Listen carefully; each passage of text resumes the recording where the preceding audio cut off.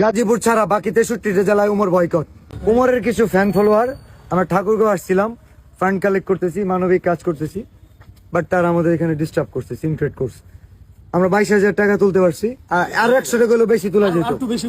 And Umar এটার মধ্যে জড়িত, ডিস্টার্ব করো যাতে কাজ না করতে পারে।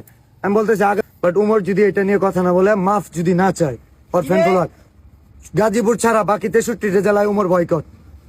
এন্ড এর পরবর্তীতে উমরের সাথে যদি কিছু হয়, থটস অফ বিলাল দায়ী না, কারণ থটস অফ বিলাল মানবিক কাজ করব, তার ফ্যান ফলোয়ার যদি এইসব কাজে বাধা দেয়, উমরের জন্য বাকি 63টা জেলা আমি বন্ধ করে দিতে পারবো।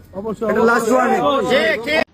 ঘুম থেকে ওইটা মানে আমি হুট করে দেখি কি, ঘুম থেকে ওইটা আমি হুট করে দেখি মানে 24 ঘন্টা পরে নাকি আমি 64 জেলা থেকে বয়কট। এই ঘুম থেকে ওইটা দেখি আমি।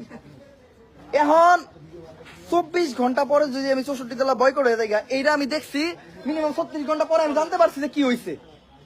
36 ঘন্টা পরে আমি জানতে পারছি যে কি হয়েছে। 24 ঘন্টা পরে আমি বয়কট হবো, 36 ঘন্টা পরে জানছি যে কি মানে কি হয়েছে। আমি যে বয়কট হবো এটা আমি 36 ঘন্টা পরে জানছি।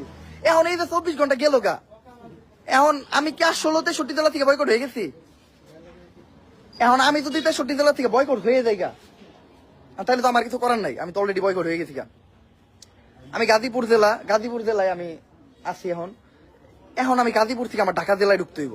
আমার আগামীকালকে ফ্লাইট। তোর বাপের বাড়ি তো বরিশাল। কথা পরে ক, এই সারা সাইকেল। আগামীকালকে আমার ফ্লাইট মালয়েশিয়া, আমার ঢুকতে হইব ঢাকা জেলায়। এখন আমি গাজীপুর থেকে কেমনে ঢাকা জেলায় ঢুকবো? আমি বয়কট হয়ে গেছি ঢাকা জেলার থেকে। আমার 8:30 ফ্লাইট, 8:30 আমার ইন্টারন্যাশনাল ফ্লাইট। আমার যদি ঢাকা জেলায় আমি বয়কট হয়ে থাকি, তাইলে আমার ফ্লাইটে ওঠার আগে আমার আটকে দেবো। নয়তো আমি যদি মালয়েশিয়া যাই গা, তাহলে পলে গেলাম গা। আমি জাস্ট একটা কথাই কই, আমার নাম মোহাম্মদ মারুফ হোসেন ওমর। আমি এখন গাজীপুর জেলা ত্যাগ কইরা ঢাকা জেলায় ঢুকতেছি। ঢাকা জেলায় আমার কালকে ভোর 4টার ভিতরে ঢুকতে হইব। ঢাকা জেলা দিয়া আমি মালয়েশিয়া ফ্লাই করবো। তো মালয়েশিয়ার ট্রেনও হয়তো কয়েকটা জেলার উপরে দিয়ে যাবো। আমি ঢাকা একটা দেশ, চুপ ঢাকা একটা দেশ, চুপ। আর গেলে চাঁদা দিয়ে দেবে। ছাড়া কোনো কথা হইব না, কোনো সমাধান। তো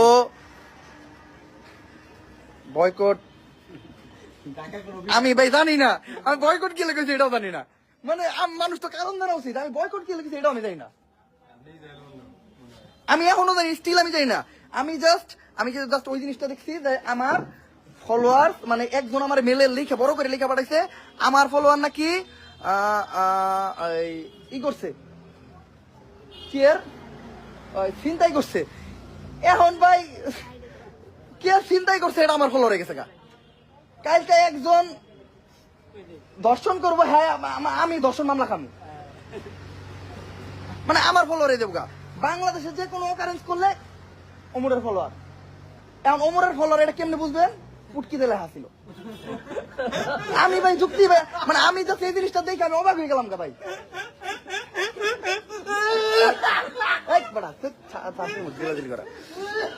ভাই আমি জাস্ট একটা কথা ক্লিয়ার করে দেই, আমার কোনো ফলোয়ার টলার অডিয়েন্স যাই আছে ভাই, আপনারা দয়া কইরা এগুলা নিয়ে ভাই কোনো মাথা ব্যথা করেন না। দয়া করে আপনারা কাউরে গালি দিয়েন না। আমি এখন আপনার কাছে রিকোয়েস্ট করতেছি, আপনারা কাউরে গালি দিয়েন না, আপনারা কাউরে কটু কথা কইেন না প্লিজ। কেউ যদি দেখেন আমার একটা গালি দিচ্ছে, দয়া করে তার আসসালামু আলাইকুম একটা সালাম দিতে পারলে সালাম দিবেন, নয়তো ইগনোর।